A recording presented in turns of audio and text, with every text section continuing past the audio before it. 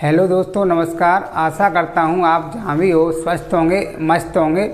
हमारे YouTube channel ऐसे study centre में आपका स्वागत है। 6 से 12 तक NCERT ऑल स्टेट्स कोर्स के लिए इस चैनल को सब्सक्राइब करें। आज का टॉपिक है अम्ल क्षार लवण में सूचक। तो ये सूचक के बारे में हमने कल अम्ल और क्षारक के बारे में पढ़ा था, तो आज पढ़ेंगे हम सूचक, यानी सूचक क्या होते हैं। तो टॉपिक का नाम है सूचक। तो देखिए सूचक सूचक सूचक सूचक का अर्थ होता है सूचना देने वाला। इसका अर्थ क्या होता है? सूचना देने वाला, सूचना देने वाला। सूचक का जो अर्थ होता है, इसका जो अर्थ है वो है सूचना देने वाला। सूचक क्या होता है? यानी सूचना देने वाला, यानी वे पदार्थ जो अम्ल और क्षारक की उपस्थिति का पता लगाते हैं उन्हें हम सूचक कहते हैं, या रंग परिवर्तन द्वारा या गंध परिवर्तन के द्वारा। तो यहाँ सूचक की परिभाषा बनती है कि सूचक किसे कहते हैं कि वे पदार्थ जो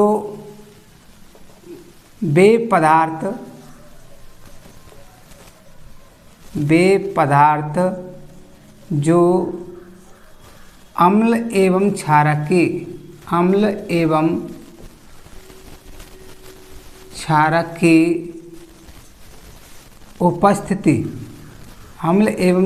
की उपस्थिति का पता लगाते हैं रंग परिवर्तन द्वारा या गंध परिवर्तन द्वारा पता लगाते हैं, सूचक कहलाते हैं। सूचक कहलाते हैं। तो यहाँ ये परिभाषा हो गई, सूचक किसे कहते हैं? वे पदार्थ जो अम्ल एवं क्षारक की उपस्थिति का पता लगाते हैं उसे हम क्या कहते हैं? सूचक। और ये सूचक होते हैं वो 3 प्रकार के होते हैं। सूचक 3 प्रकार के। तो इसके सूचक के 3 प्रकार है। नंबर 1 प्राकृतिक सूचक। नंबर 1 है प्राकृतिक सूचक। और नंबर 2 होता है संश्लेषित सूचक। संश्लेषित सूचक, या इसको कहते हैं कृत्रिम सूचक भी कहते हैं इसको, कृत्रिम सूचक। और तीसरा होता है गंधीय सूचक। तीसरा है गंधीय सूचक। तो सूचक कितने प्रकार के होते हैं? सूचक 3 प्रकार के होते हैं। सूचक के प्रकार है 3। और कौन कौन से होते हैं? नंबर 1 प्राकृतिक सूचक, नंबर 2 संश्लेषित सूचक या कृत्रिम सूचक, और नंबर 3 गंधीय सूचक। तो देखिए सबसे पहला है प्राकृतिक सूचक। यानी प्राकृतिक सूचक क्या होते हैं? तो ऐसे सूचक है जो प्रकृति में प्राकृतिक पदार्थों से, यानी पेड़ पौधों से प्राप्त किए जाते हैं, उन्हें हम कहते हैं प्राकृतिक सूचक। प्राकृतिक सूचक प्रकृति में पेड़ पौधों से प्राप्त होते हैं, उनको हम प्राकृतिक सूचक कहते हैं। और जो संश्लेषित सूचक होते हैं, इसे मानव द्वारा प्रयोगशाला में निर्मित किया जाता है, उसे संश्लेषित सूचक कहते हैं। और गंधीय सूचक वे पदार्थ जिनकी गंध अम्लीय और क्षारीय माध्यम में बदल जाती है, तो उसे हम कहते हैं गंधीय सूचक। तो ये पहला सूचक है प्राकृतिक सूचक। तो देखिए प्राकृतिक सूचक किसे कहते हैं? ये प्राकृतिक पदार्थों, ये प्राकृतिक पदार्थों से, यानी प्राकृतिक सूचक किसे कहते हैं? ये प्राकृतिक पदार्थों से प्राप्त किए जाते हैं। प्राकृतिक पदार्थों से प्राप्त किए जाते हैं, अर्थात पेड़ पौधों से, अर्थात पौधों से, पादपों से प्राप्त होते हैं, उन्हें प्राकृतिक सूचक कहते हैं। यानी प्राकृतिक सूचक किसे कहते हैं? जो प्रकृति में ये प्राकृतिक पदार्थों से प्राप्त किए जाते हैं, अर्थात पादपों से प्राप्त होते हैं, उनको हम प्राकृतिक सूचक कहते हैं। जैसे हल्दी है, जैसे प्राकृतिक सूचक के जैसे हल्दी, लिटमस, हल्दी है, लिटमस है, लाल पत्ता गोभी,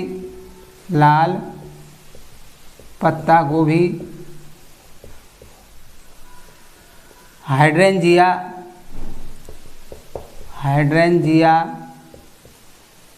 पेटूनिया, जेरानियम,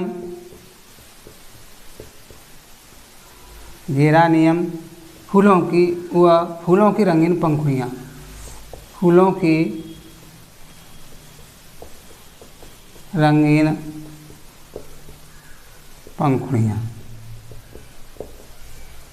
आदि। तो ये प्राकृतिक सूचक होता है। प्राकृतिक सूचक के जो उदाहरण हैं, ऐसे हल्दी है, लिटमस है, लाल पत्ता गोभी है, हाइड्रेंजिया, पेटूनिया, जेरानियम और फूलों की रंगीन पंखुड़ियाँ आदि ये प्राकृतिक सूचक होते हैं और इनको पादपों से प्राप्त किया जाता है। तो पादपों से जो प्राप्त किए जाते हैं वो प्राकृतिक सूचक होते हैं। अब इनमें जो हल्दी है, तो आपने देखा है कि शादियों में कपड़ों पर हल्दी लगाते हैं, तो वो जब उस पर हम क्षारीय साबुन रगड़ते हैं, कपड़ों को साफ करते हैं, तो वो उसका रंग है वो भूरा लाल हो जाता है। तो ये भी मतलब एग्जाम में ये पूछा गया था कि सब्जी के दाग कपड़ों को साफ करने से, जब कपड़ों को हम साफ करते हैं तो हल्दी का जो रंग है वो भूरा लाल हो जाता है। क्यों हो जाता है?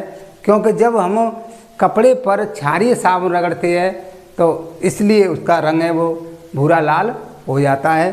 तो हल्दी भी एक प्राकृतिक सूचक है। दूसरा है लिटमस। तो इसमें से पूछ लेते हैं कि लिटमस क्या है। लिटमस, तो देखिए लिटमस भी एक प्राकृतिक सूचक है। लिटमस क्या है? एक प्राकृतिक सूचक। ये प्राकृतिक सूचक का उदाहरण है। लिटमस किसका उदाहरण है? प्राकृतिक सूचक का। तो पहला पॉइंट इसमें लिख देंगे कि यह एक प्राकृतिक सूचक है। यह एक प्राकृतिक सूचक है। तो जो लिटमस क्या है? एक प्राकृतिक सूचक है जो बैंगनी रंग का रंजक होता है। जो बैंगनी रंग का रंजक होता है। इसे थैलोफाइटा समूह के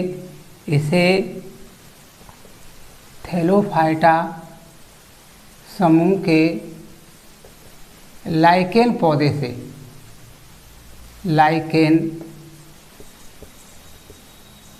से प्राप्त किया जाता है। तो ये हो गया लिटमस के बारे में कि लिटमस क्या होता है। तो लिटमस एक प्राकृतिक सूचक है। लिटमस क्या है? एक प्राकृतिक सूचक है जो बैंगनी रंग का रंजक होता है और इसे थैलोफाइटा समूह के लाइकेन पौधे से प्राप्त किया जाता है। तो ये पूछ लेते हैं कि लिटमस को किस पादप से प्राप्त किया जाता है। तो थैलोफाइटा समूह के लाइकेन पौधे से इसको प्राप्त किया जाता है। लिटमस का रंग अम्लीय माध्यम में लाल होता है। इसका जो रंग होता है, लिटमस का रंग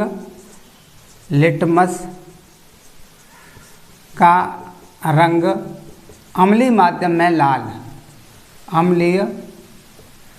लिटमस का जो रंग होता है वो अम्लीय माध्यम में लाल।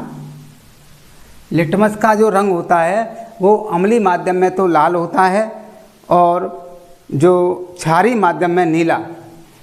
क्षारीय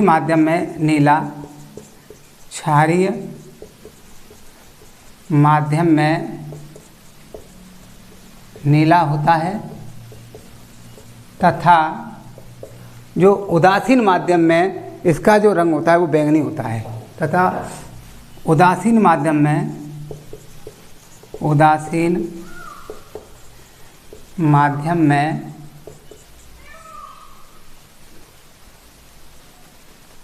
बैंगनी होता है। बैंगनी होता है। तो ये इसके लिटमस का जो रंग होता है वो अम्लीय माध्यम में लाल, क्षारीय माध्यम में नीला और उदासीन माध्यम में बैंगनी। तो ये लिटमस के बारे में, लिटमस भी एक प्राकृतिक सूचक होता है जो थैलोफाइटा समूह के लाइकेन पौधे से प्राप्त किया जाता है। तो ये पहला नंबर 1 हो गया प्राकृतिक सूचक। तो प्राकृतिक सूचक में ये पूछे गए प्राकृतिक सूचक किसे कहते हैं? ये प्राकृतिक पदार्थों से प्राप्त किया जाता है, पेड़ पौधों से, पादपों से, इसको प्राकृतिक सूचक कहते हैं। जैसे हल्दी है, लिटमस है, लाल पत्ता गोभी, हाइड्रेंजिया, पेटूनिया, जेरानियम, फूलों की रंगीन पंखुड़ियाँ, ये प्राकृतिक सूचक। नंबर हाँ, अगला टॉपिक अभी पढ़ाया था हमने प्राकृतिक सूचक के बारे में। तो प्राकृतिक सूचक के बारे में हो गया। अब दूसरा नंबर आता है संश्लेषित सूचक, यानी संश्लेषित सूचक या इसको कहते हैं कृत्रिम सूचक। तो संश्लेषित सूचक किसे कहते हैं? कि ऐसे सूचक जिन्हें मानव द्वारा प्रयोगशालाओं में निर्मित किया जाता है, प्रयोगशालाओं में बनाया जाता है, उसे हम संश्लेषित सूचक या कृत्रिम सूचक कहते हैं। तो ये इसकी परिभाषा हो गई कि संश्लेषित सूचक किसे कहते हैं। और उदाहरण जैसे इसके जो एग्जाम्पल है, जैसे मेथिल ऑरेंज,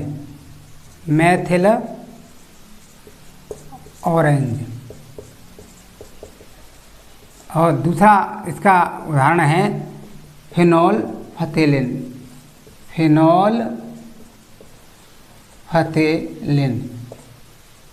तो ये जो संश्लेषित सूचक है उसके 2 उदाहरण हैं, मेथिल ऑरेंज और फिनोल्फथेलिन। तो ये भी जो प्रश्न 2017 में पूछा गया था कि नहीं 2 संश्लेषित सूचकों के नाम बताइए। ये क्वेश्चन इसमें पूछा गया था कि नहीं दो संश्लेषित सूचकों के नाम लिखिए। तो ये 2017 में ये प्रश्न ये पूछा गया था कि 2 संश्लेषित सूचकों के नाम लिखिए। तो हमको आंसर लिखना है कि 2 संश्लेषित सूचक होते हैं, एक तो होता है मेथिल ऑरेंज और दूसरा होता है फिनोल्फथेलिन। मेथिल ऑरेंज और फिनोल्फथेलिन। तो संश्लेषित सूचक में ये प्रश्न पूछा गया था कि नहीं 2 संश्लेषित सूचकों के नाम बताइए। तो 2 संश्लेषित सूचकों के नाम, तो एक तो होता है मेथिल ऑरेंज और दूसरा होता है फिनोल्फथेलिन। अब नंबर 1 जो मेथिल ऑरेंज है, तो देखिए इसमें मेथिल ऑरेंज,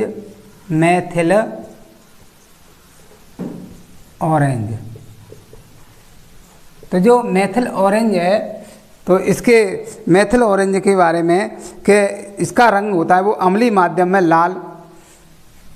मेथिल ऑरेंज अम्लीय माध्यम में लाल, इसका जो रंग होता है वो अम्लीय माध्यम में लाल। तो अम्लीय माध्यम में मेथिल ऑरेंज का जो रंग होता है वो अम्लीय माध्यम कैसा होता है? लाल। और दूसरा जो क्षारीय माध्यम होता है इसका, तो क्षारीय माध्यम में पीला। क्षारीय माध्यम में पीला रंग होता है। क्षारीय माध्यम में इसका रंग कैसा होता है? पीला। क्षारीय माध्यम में मेथिल ऑरेंज का रंग होता है पीला। और तीसरा है जो उदासीन माध्यम होता है, तो उदासीन माध्यम में नारंगी। उदासीन माध्यम में नारंगी होता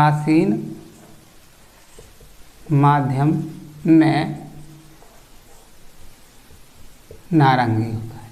तो ये इसमें रंग परिवर्तन होता है कि मेथिल ऑरेंज का अम्लीय माध्यम में तो ये लाल हो जाता है, क्षारीय माध्यम में इसका रंग पीला होता है और उदासीन माध्यम में नारंगी। इसी प्रकार से दूसरा फिनोल्फथेलिन।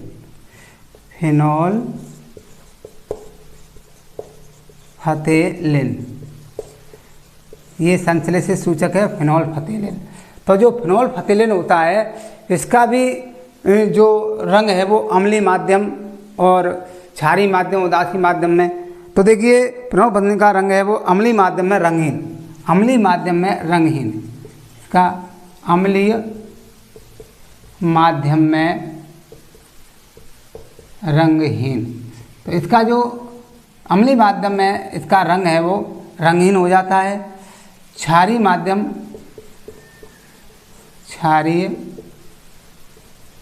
माध्यम। तो फिनोल्फथेलिन का अम्लीय माध्यम में जो रंग है वो रंगीन हो जाता है, यानी इसका कोई रंग नहीं रहता तो रंगीन हो जाता है। और क्षारीय जो माध्यम है, क्षारीय माध्यम है उसमें इसका गुलाबी, क्षारीय माध्यम में गुलाबी और उदासीन माध्यम में रंगहीन, उदासीन माध्यम में रंगहीन। तो इस प्रकार से ये संश्लेषित सूचक है, तो ये रंग परिवर्तन हो जाता है। मैंने कहा कि ये रंग परिवर्तन कैसे होता है कि मेथिल ऑरेंज है वो अम्लीय माध्यम में लाल रंग का हो जाता है, लाल रंग, क्षारीय माध्यम में पीला हो जाता है और उदासीन माध्यम में नारंगी। इसी प्रकार फिनोल्फथेलिन का अम्लीय माध्यम में रंगीन हो जाता है, क्षारीय माध्यम में गुलाबी रंग और उदासीन माध्यम में फिर रंगीन हो जाता है। तो ये संश्लेषित सूचक होते हैं जिनको मानव के द्वारा प्रयोगशाला में बनाया जाता है। और ये दो प्रकार के, दो इसके उदाहरण होते हैं, मेथिल ऑरेंज और फिनोल्फथेलिन। तो इसमें से ये एग्जाम में पूछा जाता है कि कोई दो संश्लेषित सूचकों के नाम बताइए। तो दो संश्लेषित सूचक होते हैं मेथिल ऑरेंज और फिनोल्फथेलिन। इसके बाद तीसरा सूचक है गंधीय सूचक। तो नंबर 3 के बारे में पढ़ेंगे, गंधीय सूचक। तो देखिए गंधीय सूचक क्या होता है। ऐसे पदार्थ होते हैं जिनकी गंध अम्लीय या क्षारीय माध्यम में बदल जाती है, गंधीय सूचक। यह तीसरा गंधीय सूचक, यानी ऐसे पदार्थ जिनकी गंध, ऐसे पदार्थ जिनकी गंध अम्लीय या क्षारीय माध्यम में बदल जाती है, अम्लीय या क्षारीय माध्यम में बदल जाती है, तो उसे गंधीय सूचक कहते हैं। तो उसे गंधीय सूचक कहते हैं। तो देखिए गंधीय सूचक किसे कहते हैं, यानी ऐसे पदार्थ जिनकी गंध अम्लीय या क्षारीय माध्यम में बदल जाती है, तो उसे हम गंधीय सूचक कहते हैं। जैसे प्याज, तो ये गंधीय सूचक के जैसे उदाहरण हैं, जैसे प्याज, लौंग का तेल, लौंग का तेल, वेनिला, वेनिला आदि। तो ये गंधीय सूचक होते हैं जिनकी गंध अम्लीय या क्षारीय माध्यम में बदल जाती है। इस प्रकार ये सूचक है वो 3 प्रकार के आपके हो गए, प्राकृतिक सूचक, संश्लेषित सूचक और गंधीय सूचक। इसके बाद अगला जो टॉपिक है वो है धातुओं की अम्लों के साथ अभिक्रिया। अगला टॉपिक है धातुओं की अम्लों के साथ अभिक्रिया। तो अगला है धातुओं की अम्लों के साथ अभिक्रिया। अगला टॉपिक है धातुओं की अम्लों के साथ अभिक्रिया। धातुओं की अम्लों के साथ अभिक्रिया। धातुओं की अम्लों के साथ अभिक्रिया।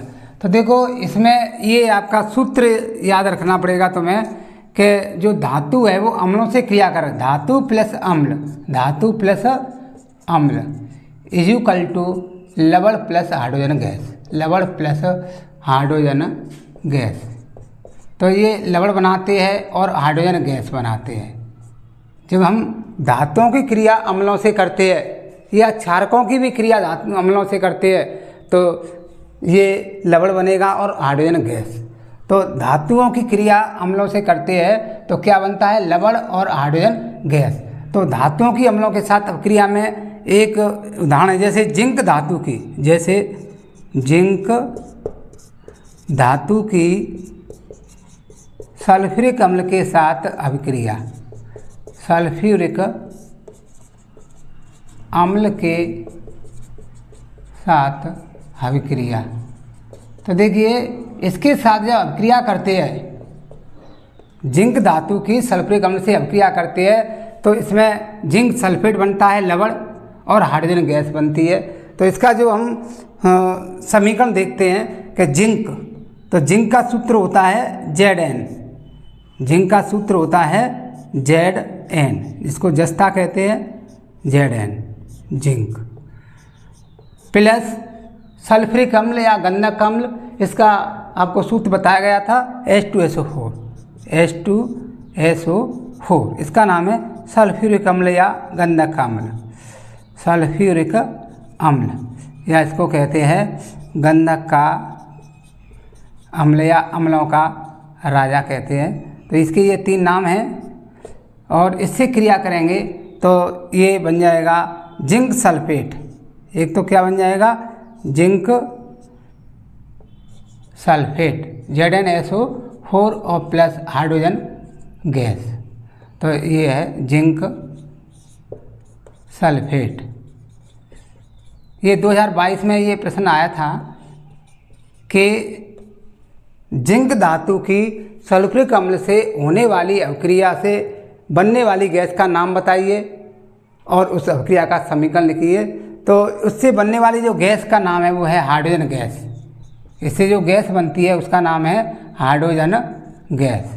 तो ये हाइड्रोजन गैस बनती है और ये आपको फॉर्मूला याद रखना है कि धातुएं अम्लों से क्रिया करके लवण और हाइड्रोजन गैस बनाती है। तो ये इसी फॉर्मूला के हिसाब से कोई भी अम्ल दे दें, हाइड्रोक्लोरिक अम्ल दें या एसिटिक अम्ल दें या नाइट्रिक अम्ल दें, तो धातु अम्लों से क्रिया करके लवण बनाएंगे और हाइड्रोजन गैस, इसमें सभी में हाइड्रोजन गैस बनेगी।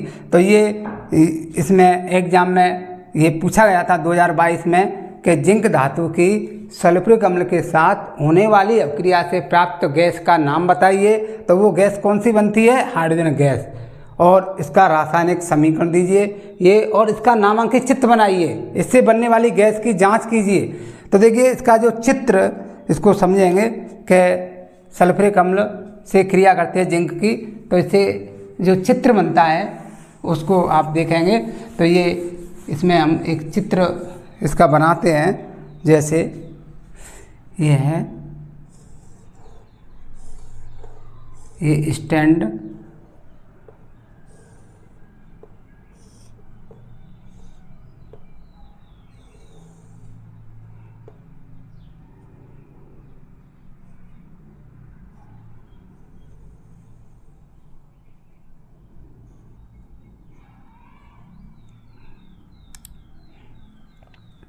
और ये स्टैंड,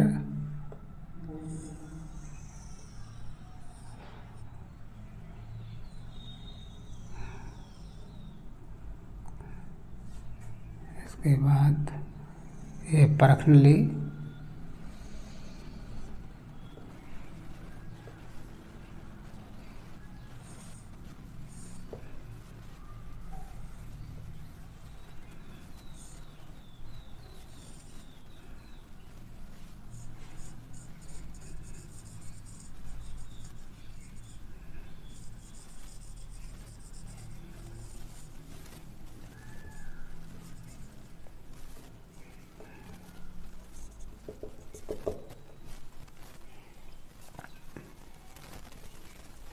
यहाँ से ये हाइड्रोजन गैस H2 गैस,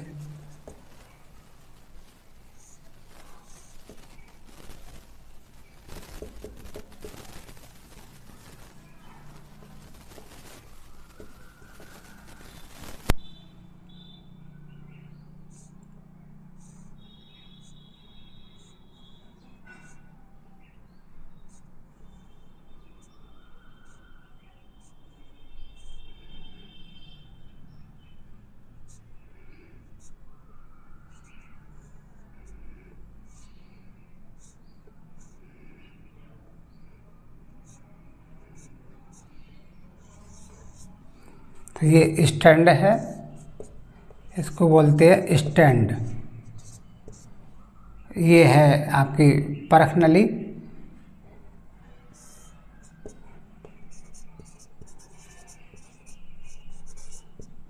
और इसमें ये दानेदार जिंक के टुकड़े डाल देते हैं, दानेदार जिंक के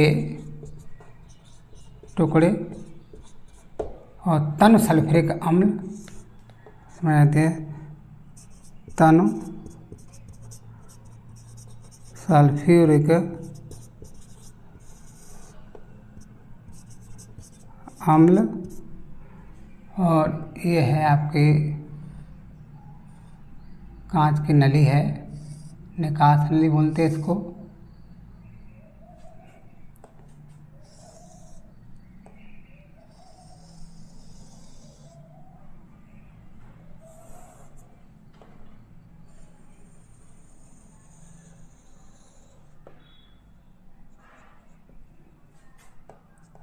इसको बोलते हैं निकास नली,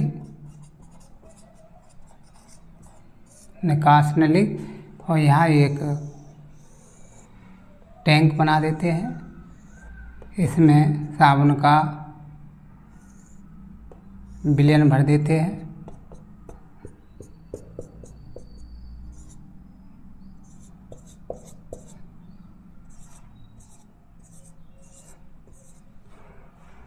इसमें साबुन का विलयन, साबुन का विलयन। ये हाइड्रोजन से भरे साबुन के बुलबुले, हाइड्रोजन से भरे साबुन के बुलबुले, ये हाइड्रोजन से भरे साबुन के बुलबुले। और यहाँ पे ये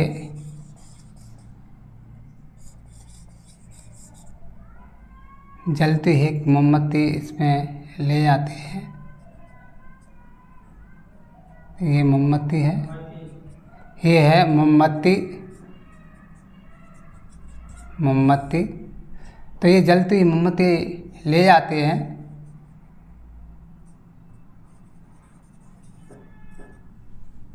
तो इससे जब हाइड्रोजन गैस है वो फटफट की ध्वनि के साथ में इसका दहन होता है, फटफट की ध्वनि के साथ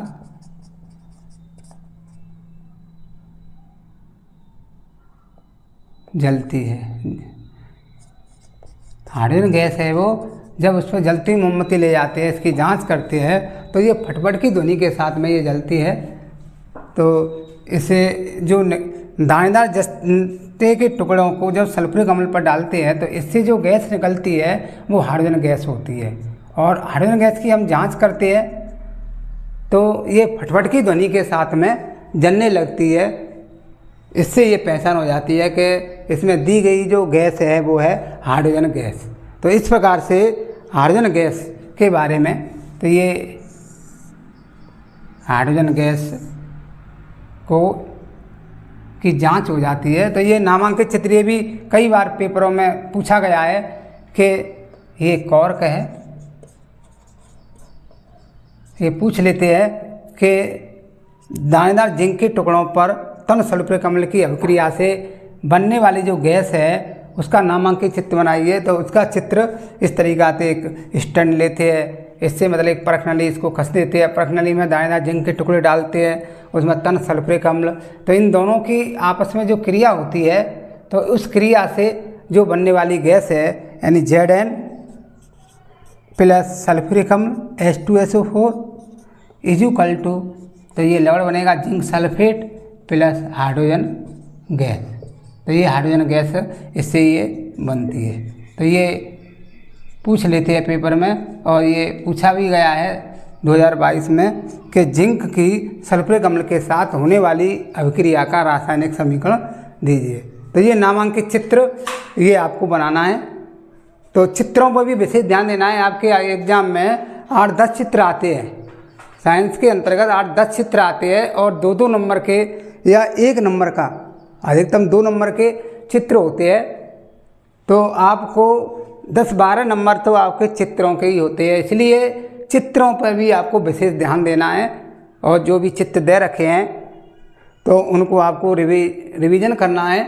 और ये चित्र पूछा गया है 2022 में, इसलिए पुनः इम्पोर्टेंट में ये पूछ लेते हैं। या एक धातुओं की क्षारकों से अभिक्रिया का समीकरण है, वो भी मोस्ट है। तो एक तो ये हमने पढ़ा था धातुओं की अम्लों के साथ अभिक्रिया, और दूसरा इसके बाद में आता है धातुओं की क्षारकों के साथ अभिक्रिया। तो देखिए धातुओं की क्षारकों के साथ अभिक्रिया का अगला, धातुओं की क्षारकों के साथ अभिक्रिया।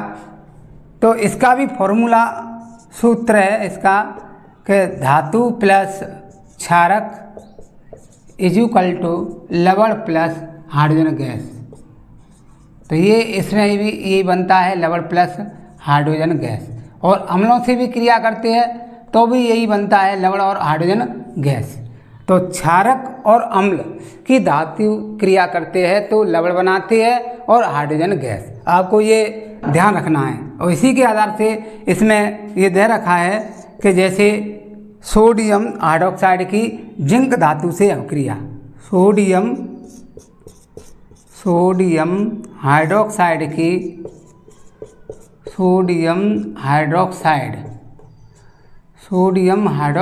की जिंक धातु से अभिक्रिया, जिंक धातु से अभिक्रिया का समीकरण में अभिक्रिया, जिंक धातु से अभिक्रिया। तो देखिए सोडियम हाइड्रोक्साइड की जिंक धातु से अभिक्रिया करते हैं तो क्या बनेगा, लवण बनेगा और हाइड्रोजन गैस। तो यहाँ सोडियम हाइड्रोक्साइड का जो सूत्र होता है NaOH, sodium hydroxide plus zinc धातु Zn इज इक्वल टू लवण बनेगा sodium zincate Na2ZnO2 plus hydrogen gas. तो इसका नाम है सोडियम जिंकेट। ये बहुत ही इम्पोर्टेंट अभिक्रिया है सोडियम जिंकेट, इससे बनता है सोडियम जिंकेट। तो ये एग्जाम में पूछ लेते हैं कि सोडियम हाइड्रोक्साइड की जिंक धातु से होने वाली अभिक्रिया से प्राप्त गैस का नाम बताइए। तो इससे जो गैस बनती है वो है हाइड्रोजन गैस। इससे जो उत्पन्न होती है वो गैस कौन सी है, हाइड्रोजन गैस। और इस अभिक्रिया का रासायनिक समीकरण होगा sodium hydroxide 2NaOH plus Zn, यानी जिंक धातु से क्रिया करेंगे तो ये बन जाएगा sodium zincate Na2ZnO2। Sodium zincate का सूत्र होता है Na2ZnO2 प्लस H2। तो यहाँ देखते हैं बैलेंस, Na के यहाँ पे 2 परमाणु हैं तो यहाँ भी Na के कितने हैं, 2 है। और यहाँ पे O के कितने हैं, 2, तो O के कितने 2 और Zn का 1 है। अब H के कितने रह गए, 2 रह गए, इसको निकाल देते हैं अलग, हाइड्रोजन गैस। तो ये धातुएं अम्लों से क्रिया करके भी लवण और हाइड्रोजन गैस बनाती है और क्षारकों से भी क्रिया करके लवण और हाइड्रोजन गैस बनाती है। तो ये सोडियम जिंकेट होता है वो क्या है, एक लवण होता है। तो इसको ये वेरी इम्पोर्टेंट क्वेश्चन ये पूछा जाता है, पूछ सकते हैं 2025 में माध्यमिक परीक्षा में कि सोडियम हाइड्रोक्साइड की जिंक धातु से होने वाली अभिक्रिया से बनने वाली गैस का नाम और उसका रासायनिक समीकरण पूरा लिखिए। तो इससे बनने वाली गैस तो है हाइड्रोजन गैस और इसका जो समीकरण है वो ये है 2NaOH plus Zn is equal to Na2ZnO2 plus H2। तो ये होगी धातुओं की क्षारकों के साथ अभिक्रिया।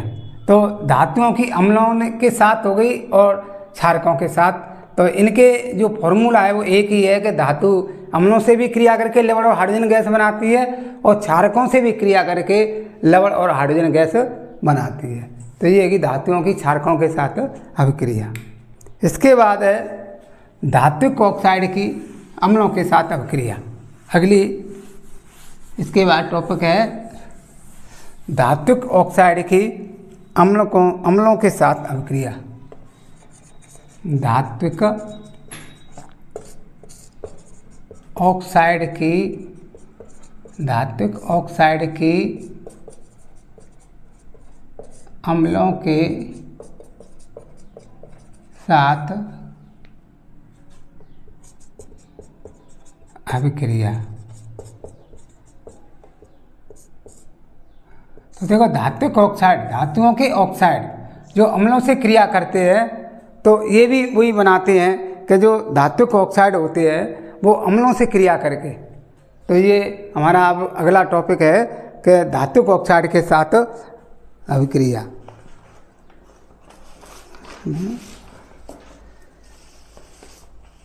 थैंक यू दोस्तों, आज के लिए इतना ही।